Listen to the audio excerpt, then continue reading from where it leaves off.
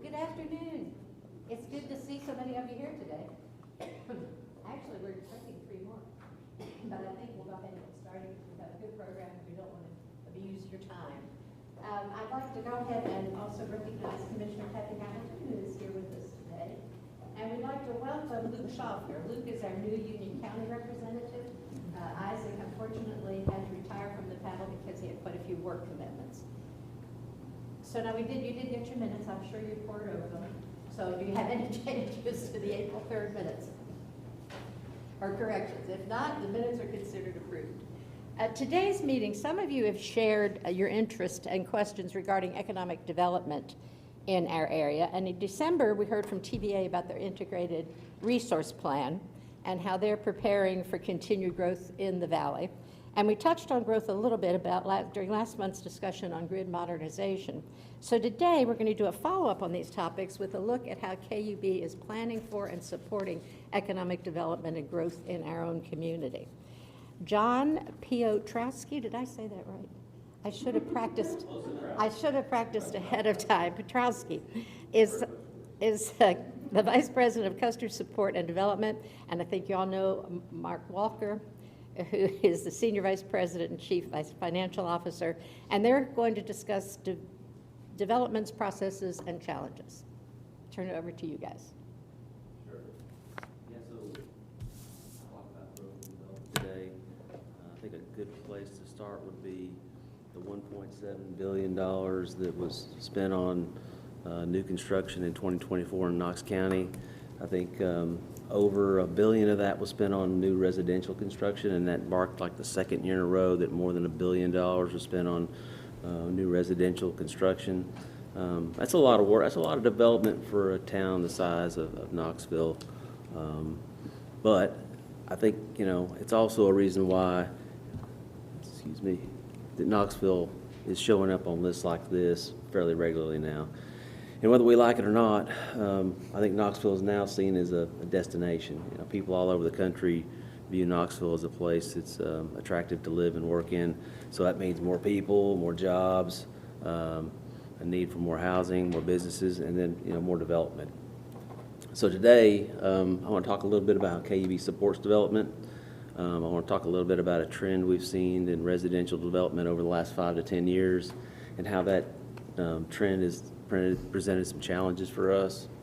We'll take a look at some of the areas of town that have seen a lot of activity, and then I'll close it up with just a few thoughts on where we think development is headed in the future. At that point, I'll turn it over to Mark, and Mark's got some slides. He's going to talk about one of our procurement programs that also helps support some of the folks in our community. So let's start with the groups within KUB that support development. And first of all, there's a lot of people that have hands in development across the organization, but these groups really support development as part of one of their core functions. So obviously it starts with construction. These guys are out in the fields every day constructing the infrastructure that's needed to support development. Then you have our engineering teams. The engineering folks are more or less the overseers of our systems.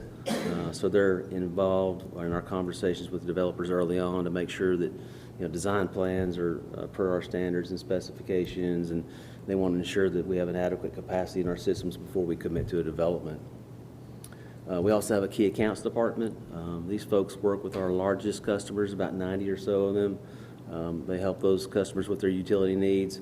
I think we actually have some key account customers represented in this room today, West with UT. I think Dow is here, and the city of Knoxville is also one of our key account customers. But those folks are also involved in our processes for coordinating efforts with the larger customers.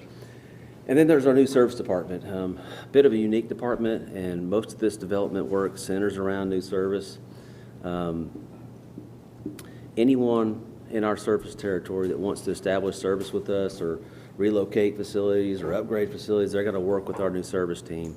The new service team has a lot of in-house capabilities. They can do design work, they can do cost estimating, they manage contracts, they handle financial transactions, easements, they do a lot of stuff. But the most important thing they do is they manage the relationship with the customer. So they walk them through our processes, and they want to ensure that we have a successful project.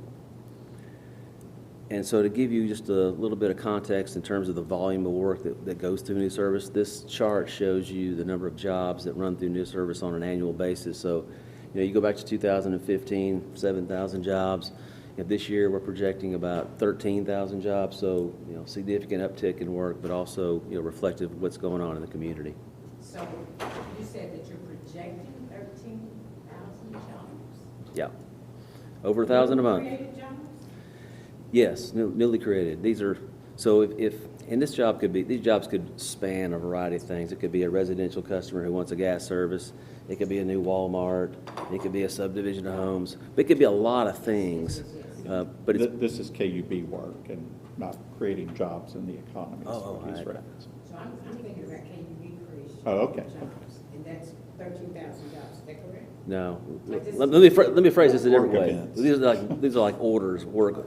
So somebody picks up the phone and says, I want to have gas service at my home. They call KUB and place an order. Those orders go to new service, who then takes that order, contacts the customer, and then begins the process of getting that customer what they need, the service they need. So, I understand.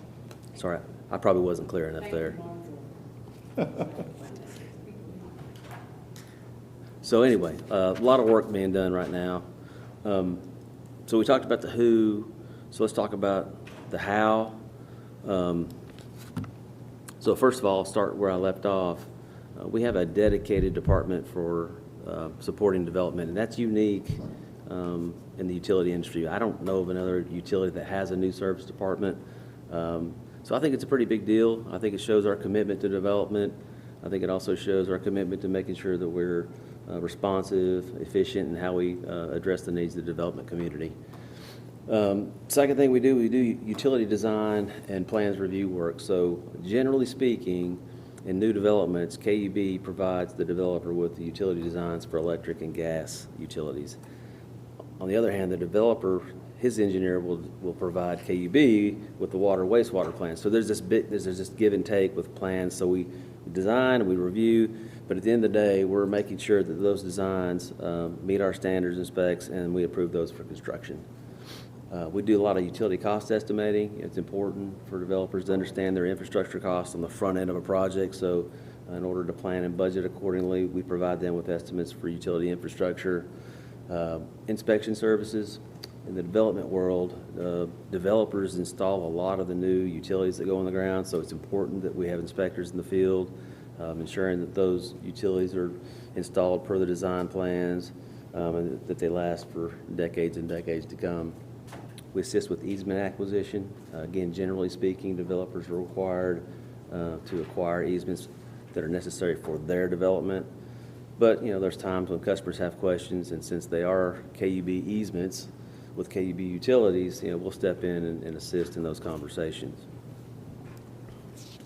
And then last, we also assist in some of the recruitment and economic development initiatives. Of course, those are primarily led by TVA and the Knox Chamber. Our role is more of a secondary role, supporting role. Unsurprisingly, it centers around utilities. And so as these recruitment processes take shape, there comes a point where the customer wants to sit down and talk specifics. They want to talk about their needs. So we sit down with them. We need to understand their needs. We look at our systems. Do we have utilities available? Do we have capacity in our systems to serve them? And if we don't, then we're going to provide that customer with some preliminary design plans. We're going to provide them with preliminary cost estimates, and then they can take that information and hopefully make an informed decision about where they want to locate their operations. I want to take a second here to address a question we get quite often, and that's who pays for upgrades to our system, who pays for extensions of our system as part of these projects. And the short answer is that developers pay those costs. However, we recognize that in large-scale projects, those costs can be substantial. So in response to that, we do offer contingent refund agreements. And I think there's three things I would want you to know about those agreements. Number one, they have a specified time frame. They're typically in the 1 to 5 year range. Number two, the refunds are capped at the investment by the developer. So in other words, if the developer has to spend $50,000 to upgrade the water system, he can't get more refunds than $50,000. And then the third thing to know is that those refunds are based solely on revenue generated by the customer. So the way the contracts are structured is they're reviewed annually, and at the end of the first year, so, for example, we would look at their utility usage, we would run it through a revenue calculator, and then the customer would get back a portion of that revenue to offset some of those upfront costs. So I know that was probably a lot, real fast. Any questions about that? Because we do get questions about that quite often.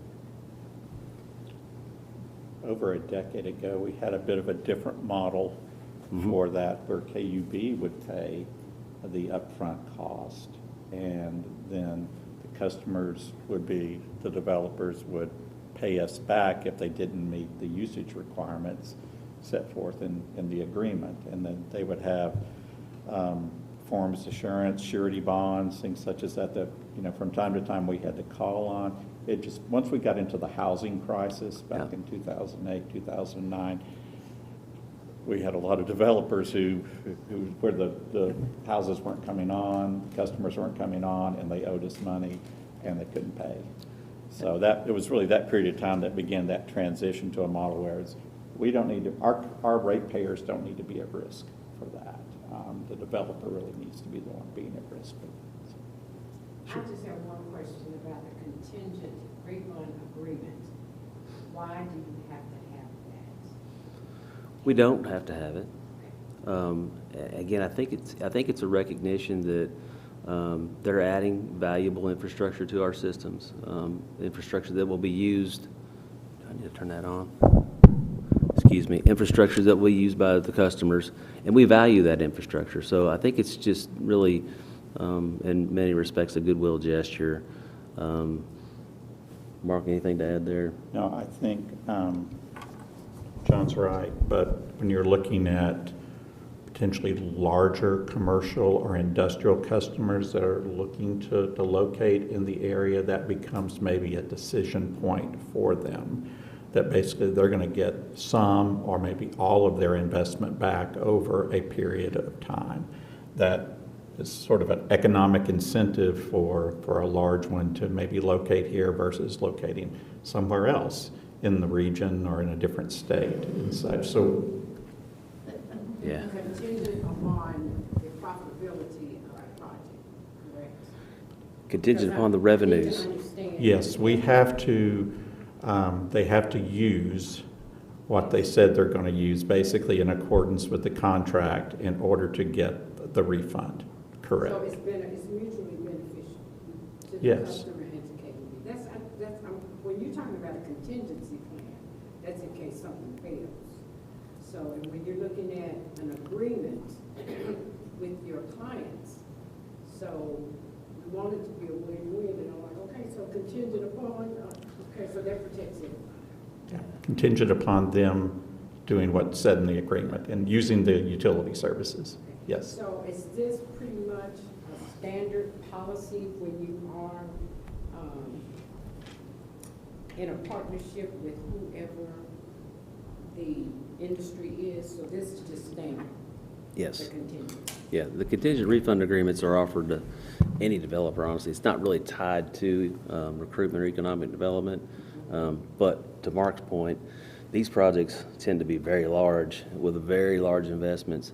Yeah, I think one other point to add to Mark's comments is we look at it like this as well. So let's use a subdivision of homes.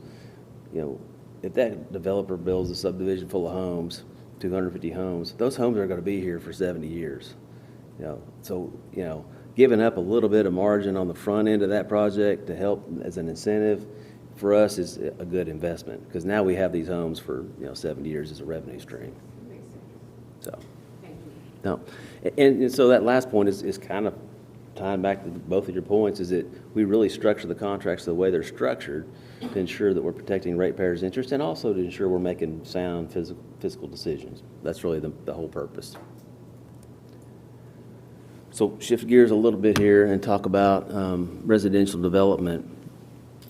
So historically, housing market here has been, subdivisions and suburbs. It's been single-family home housing for years and years and years, and we still do a lot of that. But over the last 5 to 10 years, we've seen a kind of a trend towards multi-family mixed-use development, and by that I mean apartments, condominiums, townhomes, mixed in with a commercial element.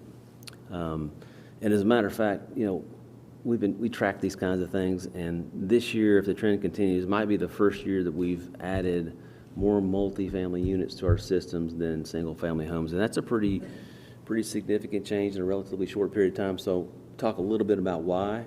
And we'll start with population growth. I think Knox County's added about 70,000 people in the last decade.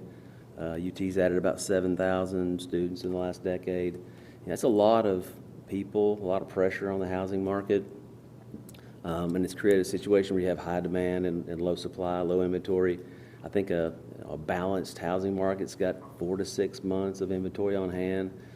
Knoxville's been hanging out about 2 months of inventory for a long time now. So it tells you it's a seller's market, more buyers than units. So that kind of leads to the next point, which is prices. I've read a few studies recently. The first one said that home prices in Knoxville have appreciated 97% in the last 7 years. The other one, 80% in 5 years. Any way you slice it, that's a lot. That's a lot of appreciation. I think there's 3 things that play there. Of course, there's the supply and demand issue. There's also inflationary pressures. We're in an inflationary environment now. We've come out of a record high period. That's increased the cost to build a home. And then you have mortgage rates. Mortgage rates hung out in the 3s for a long time. Now they're about 7, so you've doubled your mortgage rate. So add all those things up together and you get significant price increase, but you've also got the effect of pricing a lot of people out of the market. So that's an issue. The next thing that's been, I think, a problem, an issue is land availability. Of course, as Knoxville continues to grow, the amount of available land to develop shrinks. It's an inverse relationship. And so I think it puts, it's challenging for developers now to find the right fit for their project. And so, again, that's another set of pressures that's at play here. And then the last thing I'll mention is consumer preferences. A lot of people nowadays want the amenities of a home, but they don't want the upkeep. They don't want the roof and the yard and all the rest. Along with that comes this urbanization, shift towards urbanization. People want to live in urban settings, walkable communities, high-density areas. And so you take all these things and stack them up, and you see this shift towards multifamily mixed-use development. Excuse me. I wonder if you could go back to the previous slide. Sure. You've got a number of figures over there on the right side. Mhm. Are those annual, or what's the time period for those? Yeah, that's 2024. And I should say that comes from Knox Planning's 2024 Development Activity Report. It's online. Aaron Gill. Yeah, Aaron. 600 housing units as city and county combined. Yeah. Thank you. And we'll talk a little bit about that in a minute. So this trend has actually created some challenges for KUB, and the obvious one is just now we're working in really tight spaces. You go back to the old model, the traditional subdivision, 25 acres of land. The developer comes in, he clears the land, he grades the property, cuts in the roads. The utility company comes in behind, trench, utilities in the ground, we bury it, we walk away. Not a lot of complications, not a lot of people around. It's a private piece of property. But now the scenario looks more like this. It looks like, you're in the middle of Cumberland Avenue. You're not digging any dirt anymore. You're sawing asphalt. You're pulling stuff out of the ground. You've got 4, 5, 6 utilities in a very confined space, so it's much tighter, less accessibility, more complex, more costly, and then you add this, more parties at the table kind of thing. I mean, now, we're not on a private piece of property. Now we got to close the road, which means we need a road closure permit, and we've got to work with the city and the county, and we've got to work with TDOT, and on and on and on. It just becomes a much, much more difficult environment to work in. And then you just added in work volume, and we talked about $1.7 billion, 13,000 jobs. That's a lot of stress and strain on your resources, your people, your equipment, and also materials. 2, 3, 4 years ago, the supply chain was a big issue coming out of the pandemic, and it's certainly better now, but it's still an issue. So when you're trying to keep pace with all this development, and you have to go out and procure transformers and meters and pipes and wires, and then you find out that the lead time on these materials is 12 to 18 months, that becomes very challenging to try to keep pace with development and then also try to sort through this landscape that is a supply chain that's very inconsistent and uneven. So now let's talk about these areas of town that are developing rapidly. Back to the 2024 Development Activity Report that the Knox Planning put out. As I read through it, one of the things I took away was that they said that the central city sector, and that would roughly be what you see in green, blue, and orange, that sector permitted more housing units than any other sector in Knoxville. And that was kind of a first. But that's exactly what we're seeing. So we've got these 4 districts here, and I'm going to talk about each one of them real briefly. I won't go into too much detail, but just let you know kind of what's going on in each one. We'll start with downtown and Old City. A lot of projects, I won't go into the specifics, but I think the thing to know is we've added over 1,000 units in this area. Another 500 are on the way. Of course, we've got to mention the ball field that's up in the northern part of this sector. It's kind of sitting out there by itself right now, but that won't last for long. There'll be a lot of development coming around it and filling in that area in the very near future. If you jump across the river and go to the South Riverfront, the proximity to campus makes this like prime real estate for student housing, young professional housing, and that's exactly what we've seen. We've added about 1,600 units over the last several years, and that trend will continue. We've got more development on the way here.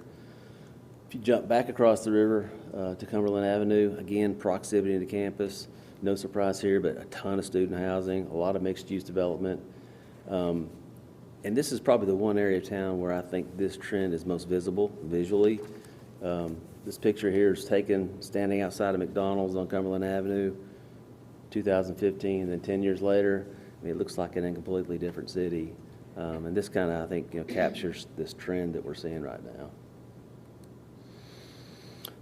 Then we got UT campus. Anybody who's been on campus recently knows it's more or less an active construction site. I know Wes knows that. In reading their 10-year master plan, they anticipate adding another 7,000 students in the next 5 years. Need for another 5,000 beds, so there's nothing slowing down there. This slide's from their master plan. The yellow buildings indicate new construction. The blue hatched ones may indicate major renovation. So you take an already really dense area, and it's going to get much more dense in the next 10 years. So while we're talking about UT, I want to talk about this project. And this is not official. It's still in conceptual planning, but moving forward. But it certainly got our attention. Very ambitious project. Got an anchor hotel out front with a lot of retail, restaurants, commercial, parking, game day amenities. So it presents a lot of challenges for us, namely, new infrastructure to serve it, obviously upgrades to existing facilities to serve it. But I think the thing that's really got our attention more than anything is the potential to have to relocate some critical assets. We know that there are 2 electric transmission lines that are going to be in the footprint of this project. We'll have to relocate those. Less certain about a 78-inch wastewater trunk line and a 30-inch water trunk line. But if there's impacts there, those will be significant projects. And if this moves forward, we'll be working with Wes and their teams to try to figure out how we're going to handle all that. So, wrapping things up, what do we see in the future? And all signs really point to East Knoxville. East Knoxville has a couple of advantages, a couple of attractive things about it that a lot of other areas don't have. Number one, it's got land, a lot of land. It's a low-density area. I think the more attractive thing is accessibility. I mean, as we drive around Knoxville today, we all know what traffic's like. Out here, you've got 2 pretty major thoroughfares, an Asheville Highway and Rutledge Pike, that can carry a lot of traffic. So it sets up nicely for like the next frontier, so to speak, with one exception, and that's sewer. As you can see from this kind of bird's eye view, this is on the outer reaches of our system. This is Asheville Highway, and so we've got a lot of gaps in our system out there. As we zoom in here, these parcels that are highlighted are parcels that we've already had preliminary discussions with developers on, so this is coming, and we've got to figure out how to serve it, so we'll be working with them. We'll be working with our engineering teams to come up with some solutions and some plans to try to serve this. And the other thing I'd mention, people like to talk about electric and fiber and gas and it's in terms of development, but it's really sewer that drives development. If you don't have sewer, you don't have anything. So that's going to be our next challenge, and that's all I got.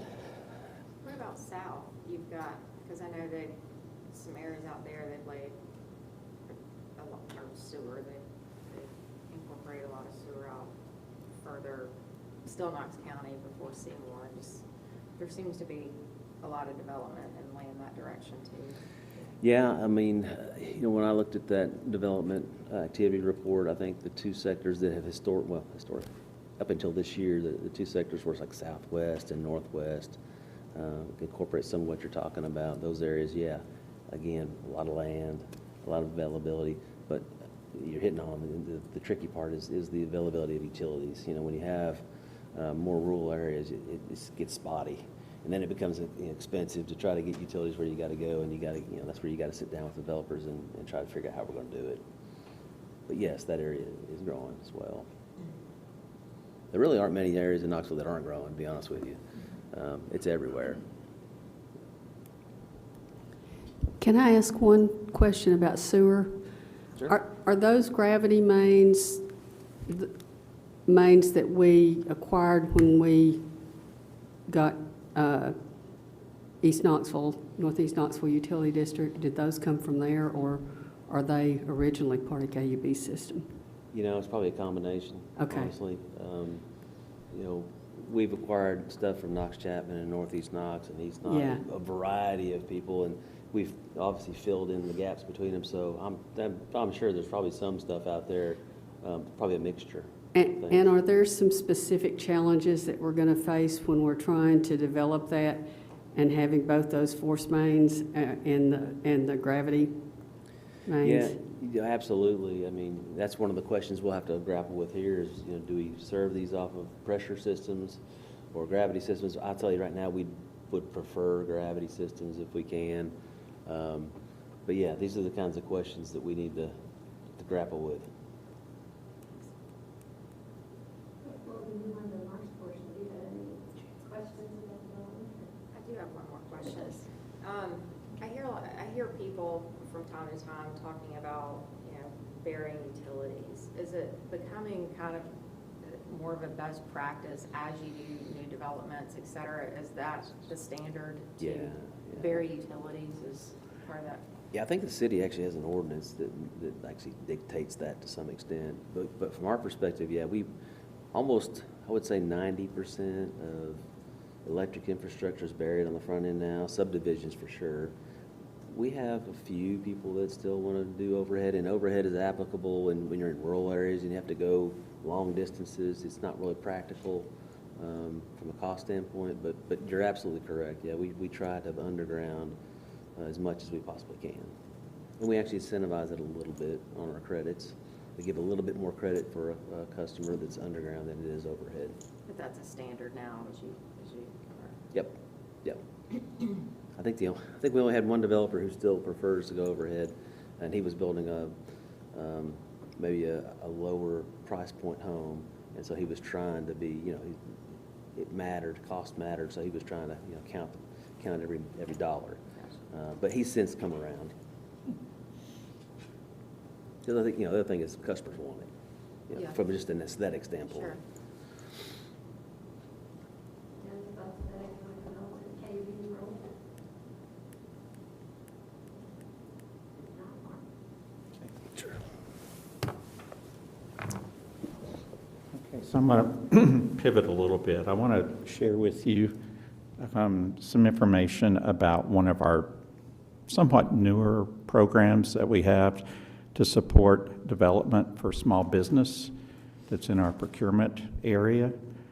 And it's been around for a couple of years now, but and I don't have a lot of slides on this, but I wanted to make you aware of the program, walk through with you some of the parameters for the program. And maybe, through your networking and your contacts, we have our whole procurement department, a broader supplier outreach program that spreads the word about this, but we're looking to help generate or to assist small businesses in our region and in our community in particular. So I'll walk you through this. It is, oh, no, that's not it. We call it our Small Business Enterprise Program. And while through our various supplier outreach efforts, we've been working with small businesses for a long time, obviously. And they get their share of work from KUB through, sometimes it's very small items, small purchases, small services that we aren't required to do competitive bids on. But what we found is, in working with the small business community, that once you get to a certain level of project, they have a fair amount of challenges and sometimes obstacles in being able to compete for the business compared to a larger firm. And, some of the feedback we received were, well, your standard performance assurance requirements, those are costly for a small business, okay?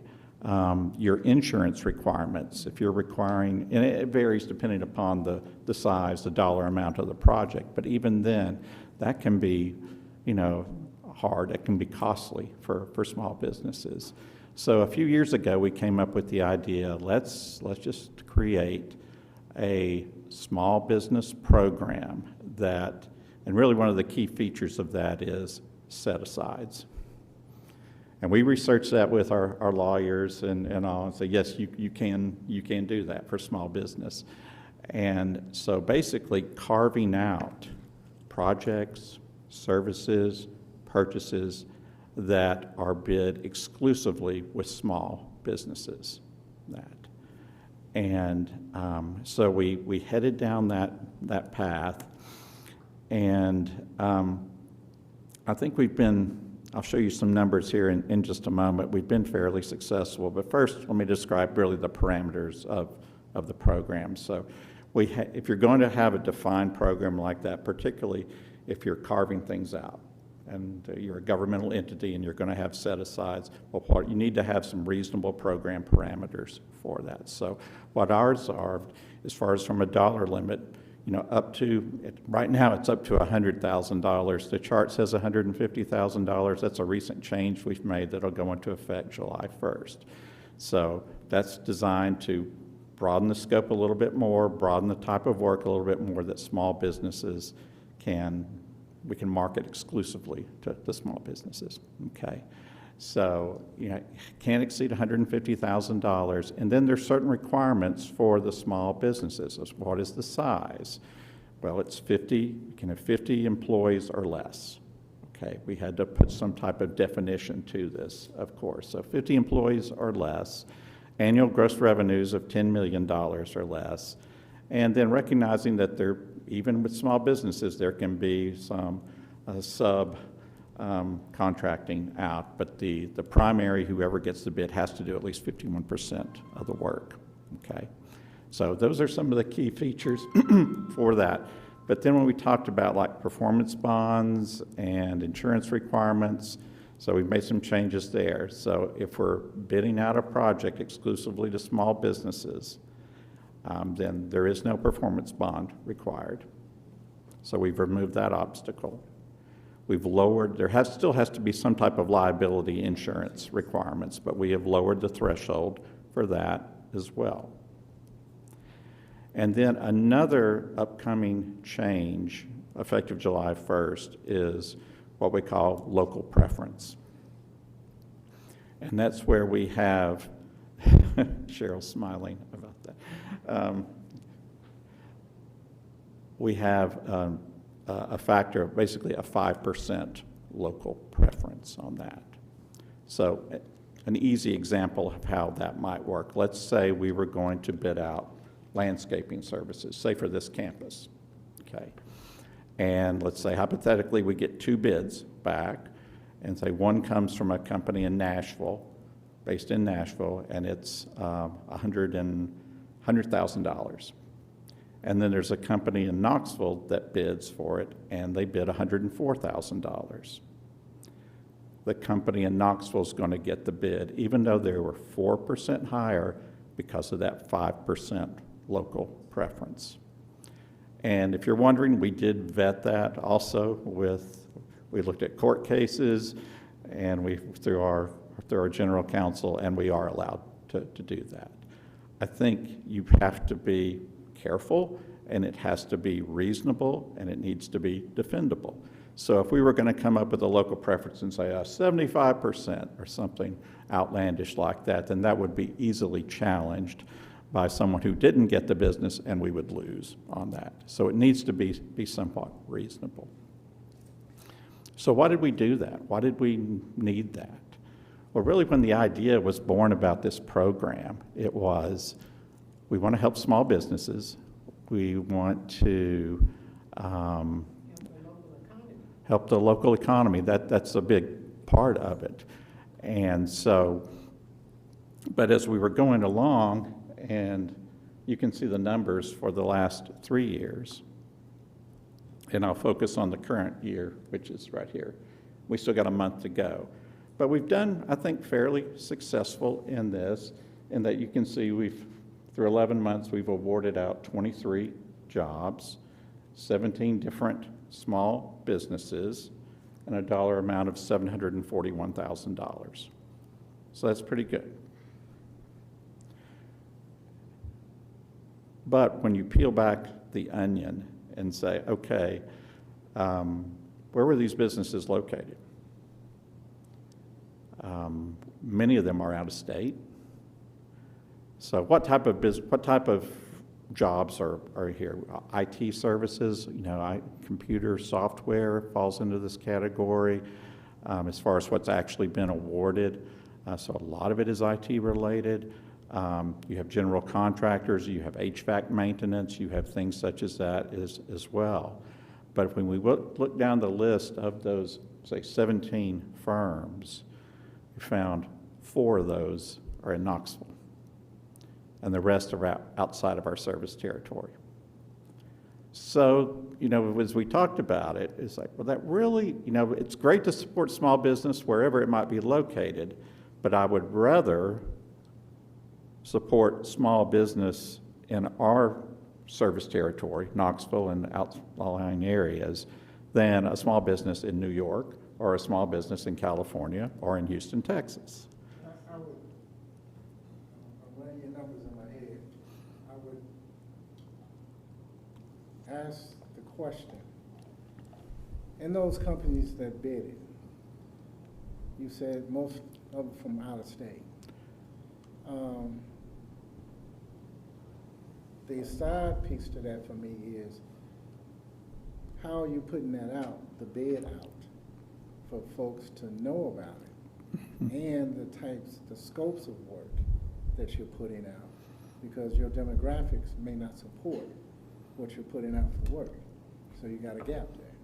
So I would just keep peeling that onion back and see what bids, what work you're putting out, and what companies are really here to support that work. Yeah, I think that, Tiki, that's a very good question, and that's where it also ties back into just our broader supplier outreach, the education that we do with our procurement staff, the community events that we go to, the community events we host here in this building for vendors in the community.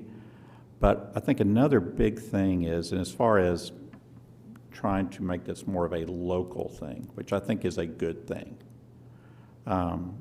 And that's our own self here at KUB working across our departments and identifying this work and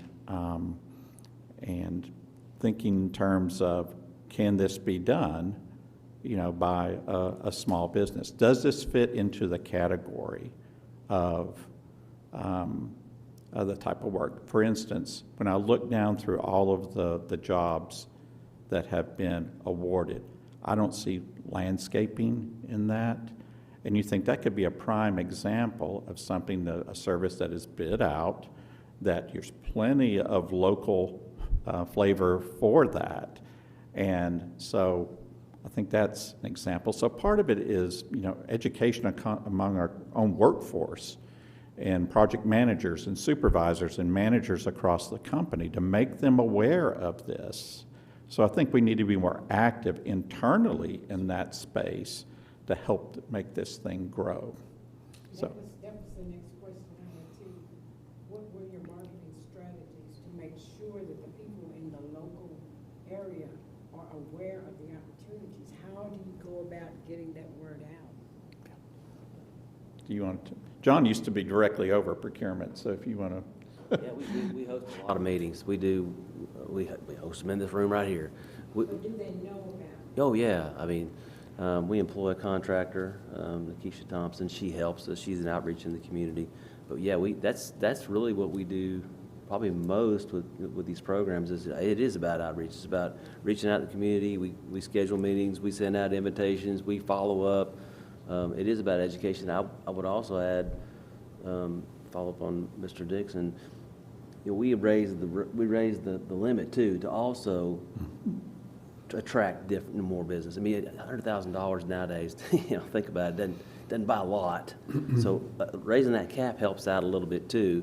What it helps, that $150,000, it helps that small business to bring in a skill set that they can grow upon later. But I would go back and dig into that 741K.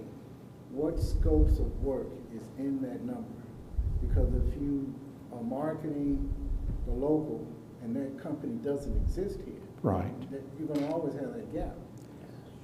There's going to be some of that, no question. There's going to be some of it, maybe by nature, where it's going to go outside of the service territory, and that's okay. I'm not looking for this to be 100% local, but it needs to be a higher percentage than 15% or something such as that, in my opinion, because that was really the intention of creating the program in the first place. And we also wanted to build a bench, you know, because, you know, if you look back over time, a lot of these small businesses have actually grown and become, you know, Larger businesses. Yeah, and Right. with actual vendors and suppliers for us. So that's kind of one of the angles here, is we're trying to build relationships, we're trying to educate, trying to give work so that they can grow. So I think, you know, we're trying. Have they grown past that 10 million a year revenue threshold or 50 employee threshold? Could you expand that? Would it make more sense? Like, if you had the option of using a local company that had 51 employees and 11 million in revenue, Yeah. you take that over a DC remote cybersecurity company, right? Yeah. Are there limitations on expanding those thresholds? The only limitations are ourselves on that, our internal. Now, again, something reasonable, but yes, I think we could also evaluate, you know, those threshold levels as well. Yes, sir. Just a general question. So, UT have a data of vendors where they can contact them when they have any projects or they need anything. Do you guys have that? We do. Is there, like, because it's the first time probably as a local businessman I hear you have this program. Probably a lot of people like me, they doesn't know. So if you can put it out where people can go and put their businesses and what they can do, and you guys can send emails every time you have a project, I think that can be helpful. Okay. And we do share information with UT on those lists. Yeah, there's a little bit of a communication on that, so yeah, we do. Yep. Could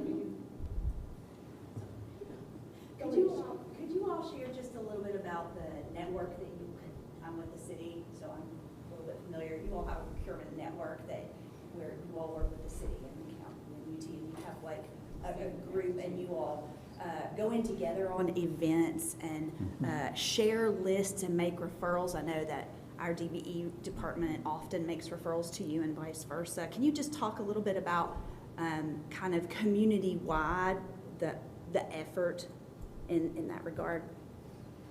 Yeah, well, you're probably looking at two guys who don't know a ton about it. I mean, because, yeah, no, but we know exactly what you're talking about, and that's kind of the role that Nikisha plays. We've got several people in the procurement department, including the manager, that kind of oversee that kind of stuff. But yeah, there is, you know, back to sharing those lists. That's what I was talking about. We do kind of put our heads together with local folks and try to do what Ms. White was saying, is are you advertising? We are advertising. We do have events. I don't have the list of them right now. We No, could I could probably bring that next time to Well, kind of. I'll just take one more point here, that the city is actually having a breakfast on Tuesday. There you go. For small Okay. businesses.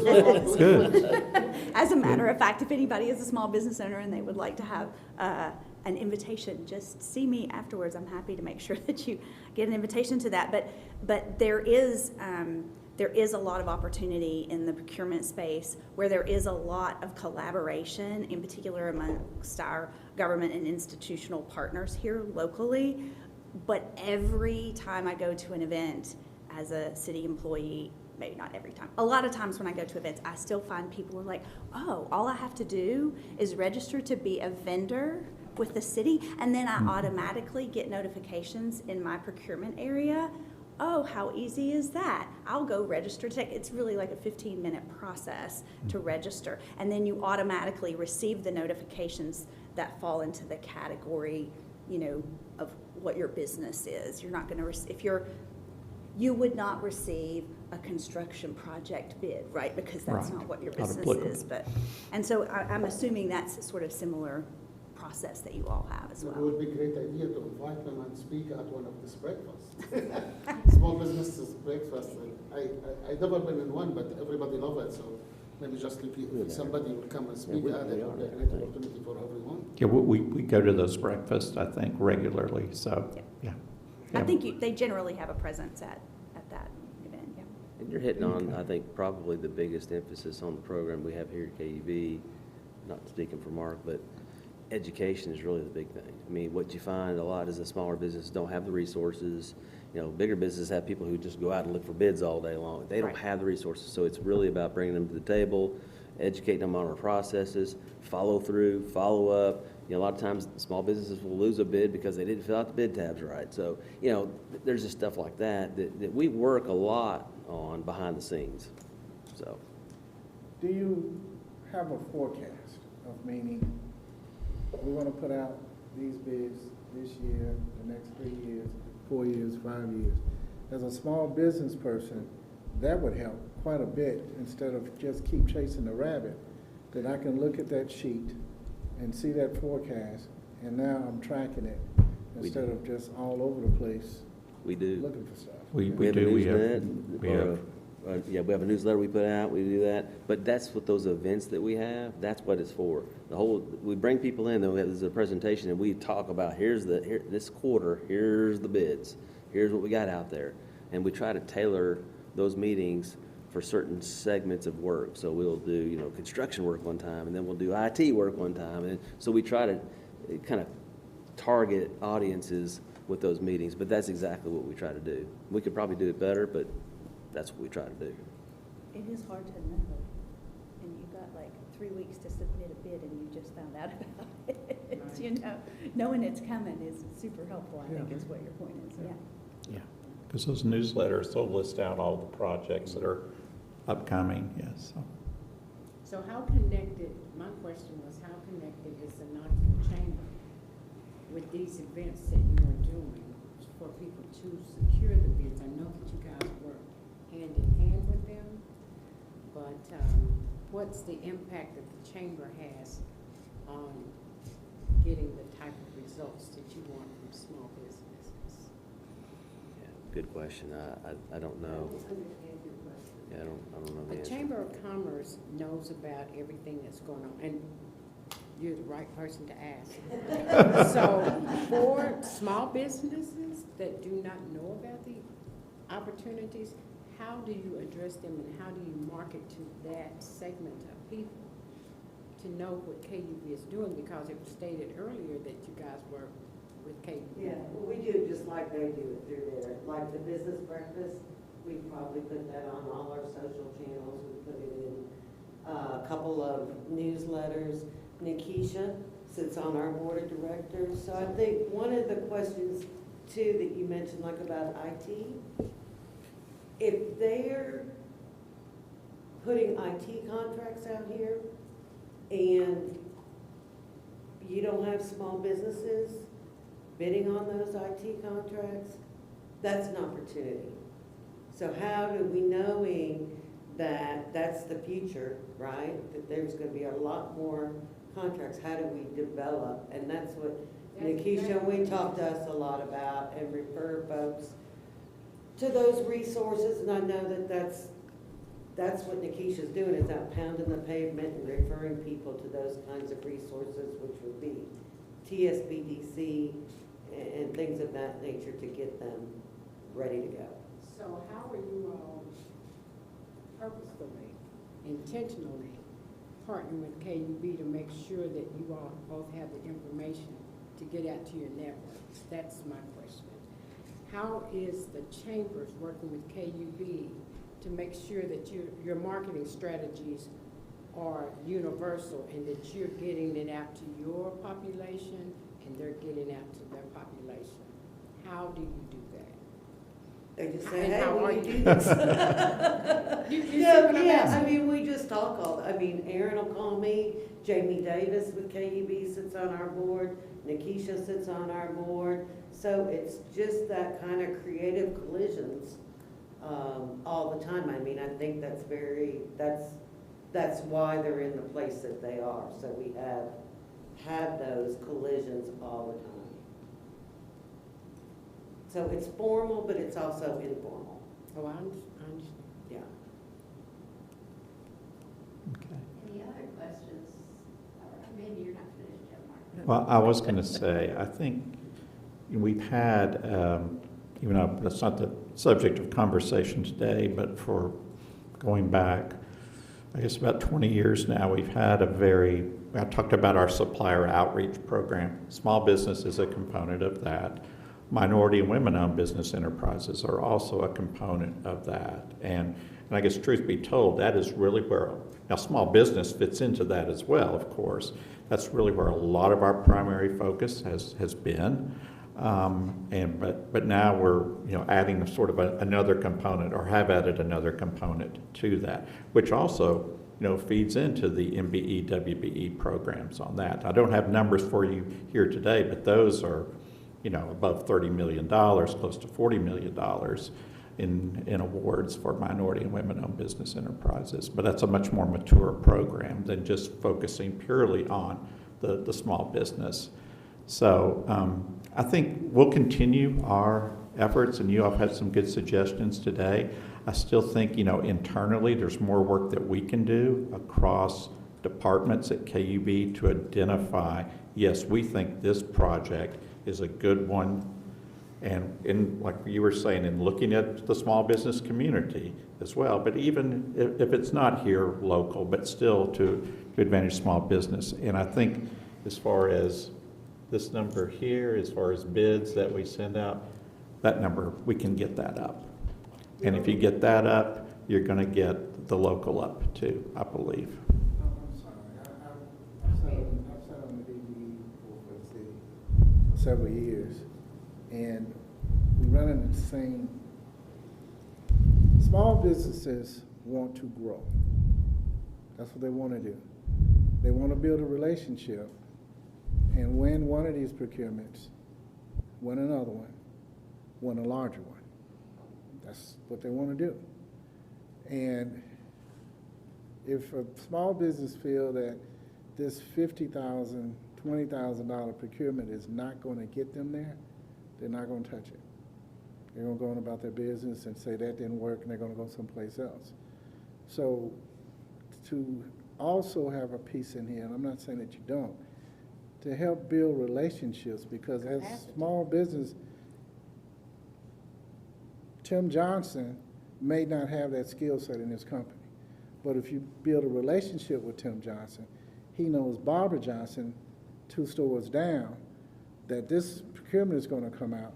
She fronts it, and maybe I get 2 or 3 people on that job with you. It's all relationships. And how do you connect all of this together?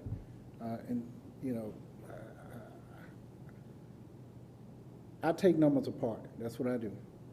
And when I start seeing numbers, I just want to keep knocking it down and say, is it really working?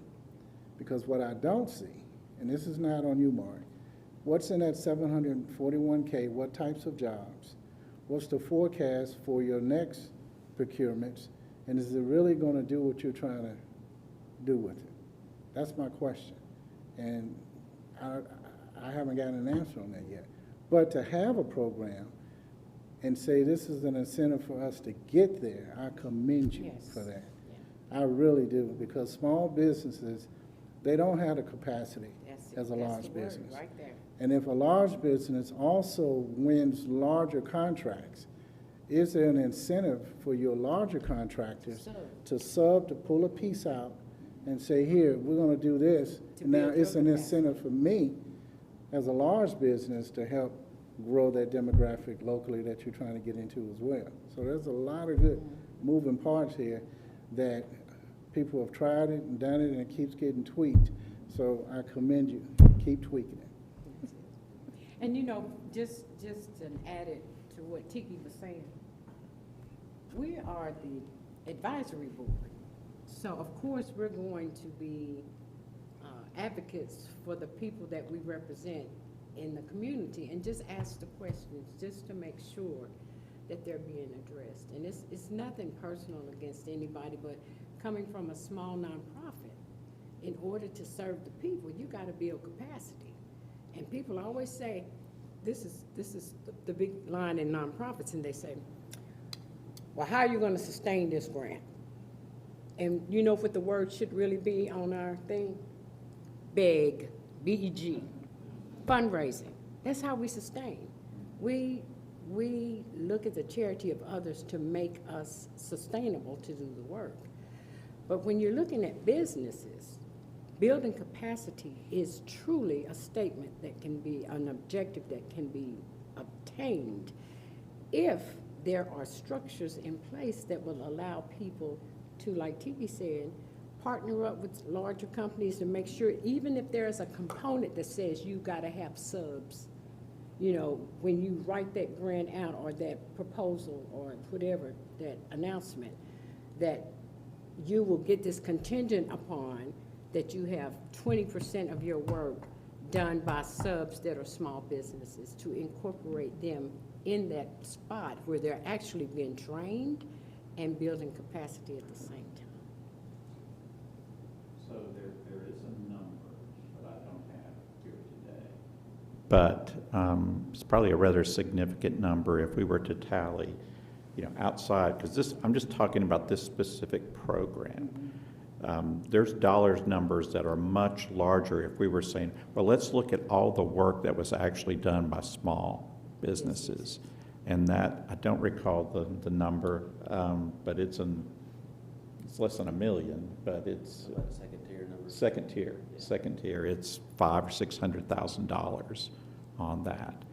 So today I was just here to talk about the program, but really our efforts, you know, that's a good point you made about, you know, large firms doing subbing with small businesses. That does happen. We do track that, and it's probably more significant than the numbers you're seeing here. Yes. So, yeah, but good question. I probably should have added that. I had that on an old slide somewhere, and so, well, I probably don't need that, but I should have brought it. So, But thank you, and Good stuff, I want to, though. it is good, it's Good great, we're insight. just trying to figure out how we can help these, Sure. help us small folks in business. well, we want to help too. So we appreciate your suggestions. We appreciate your input. That's why we wanted to add it on to this presentation today. And so we're making some changes that go into effect July 1st that I think will make improvements Amen. and will hopefully bolster up local numbers on that. And I think we have work to do internally. I think we do a pretty good job on the outreach. I really think we do. And John mentioned Nikisha Thompson, one of our former commissioners and well-known throughout the community. She's a dynamic force for us out there in making small business or just all businesses in the area aware of what's going on at KUB's procurement. We're lucky to have a relationship with her. She's a big KUB fan, so. She's the reason why I'm taking it. And she won't take no for an answer. That's a good quality to have sometimes. Yeah, we know Keisha will. Any other comments or input? Well, thank you, I Mark. guess I have a and John very much. question for John, maybe. So, like, for example, the Alcoa Highway project, and Cumberland, all these redevelopments that we do on long streets. I assume you improve the utilities. Do you also improve the capacity along those roads to support the development that hopefully will be coming along those streets? Absolutely, yeah. Okay. We look for opportunities, streetscapes projects, Yeah. highway projects. We always incorporate, take a look at the utilities, and those are opportunities to do what you just said, upgrade facilities. So yeah, we do that. Do you go back and look at Cumberland seems like it's been a windfall, for development. What about other developments like Central Avenue and Severe Avenue right now. Severe Yeah. starting? I mean, do y'all go back and look at it and realize, yeah, this was brought in this much additional money by doing these Yeah. redevelopment streets? I don't know, well, Mark's the financial guy, but I don't think we look at sectors and look at returns and revenue. I don't know, maybe we do, Mark, I don't think we do. That'd be pretty difficult to do, I think. No, Yeah, I don't track that personally, so, Yeah.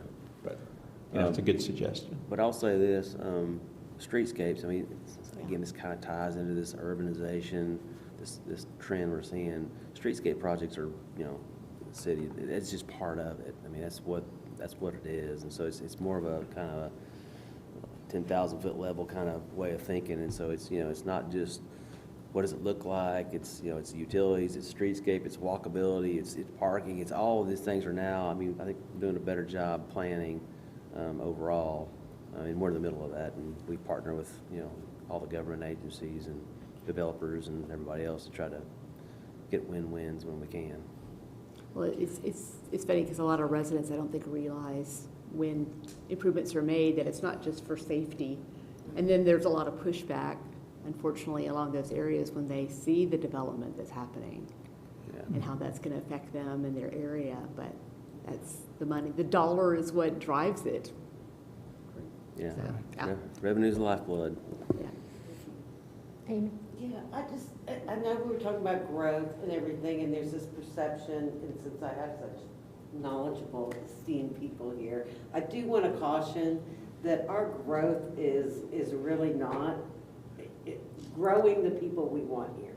So the growth that we've seen here has all been 55 up.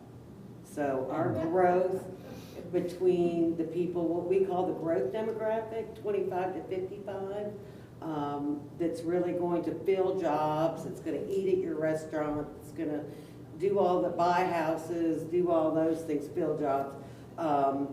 That demographic in the past 10 years has only grown by 6%. So that puts us at 9 out of 10 peer cities, which is not a great place to be. And so the age between 0 and 55 has grown combined is less than what the 55 and up is.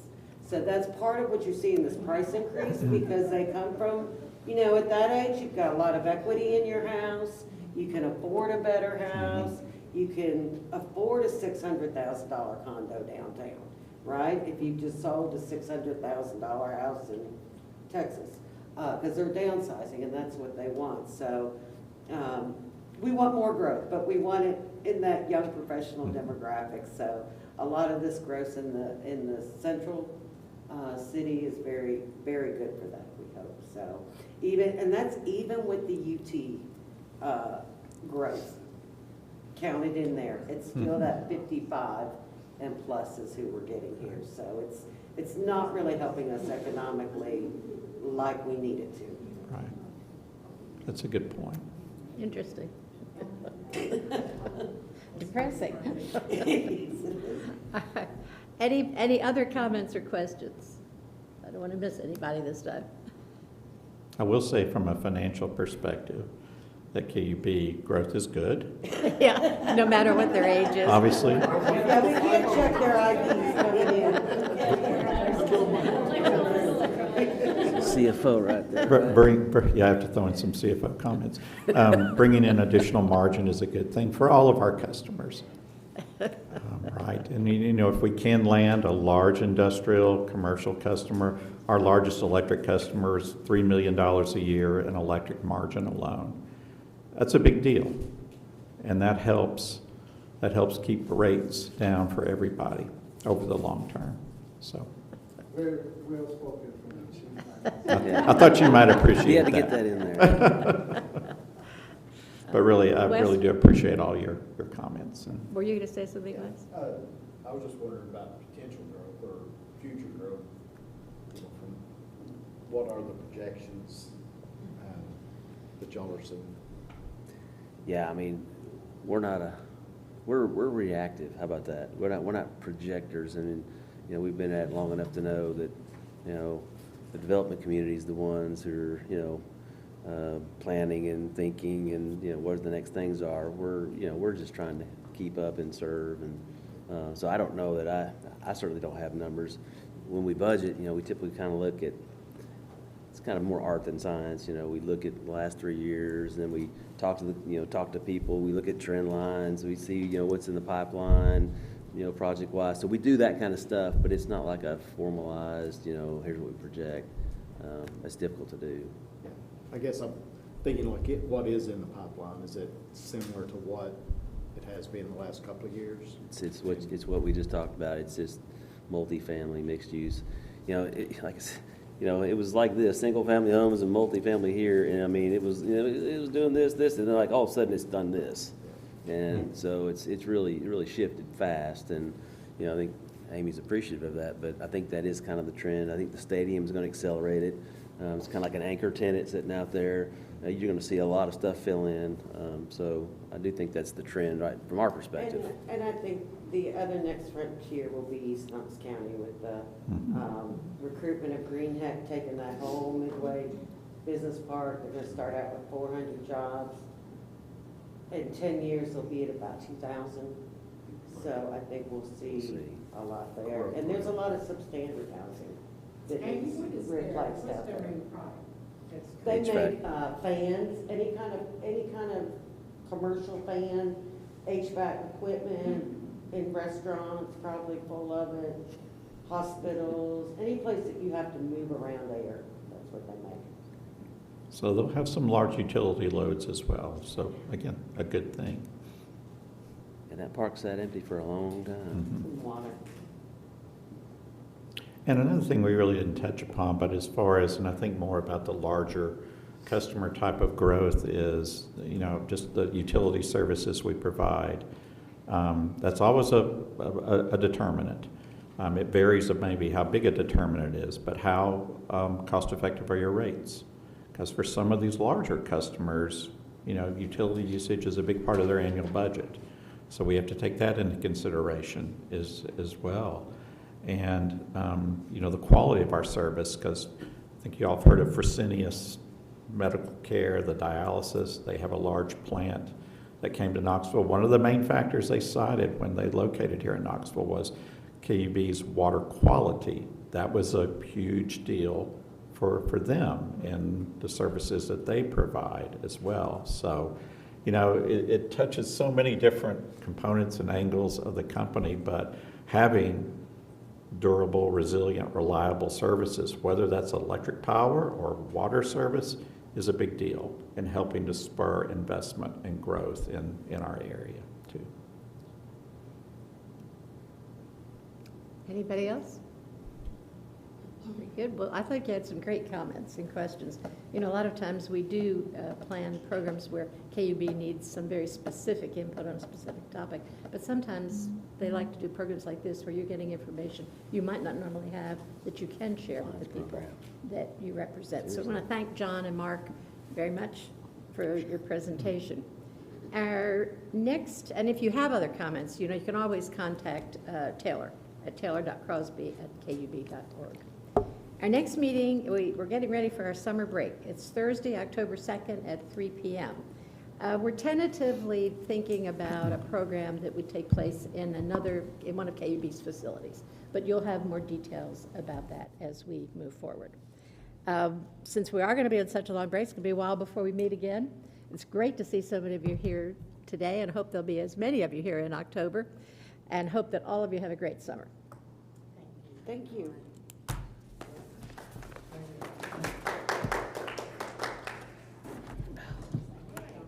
It's good seeing you. It was great seeing you. I never talked to her either. Jeannie?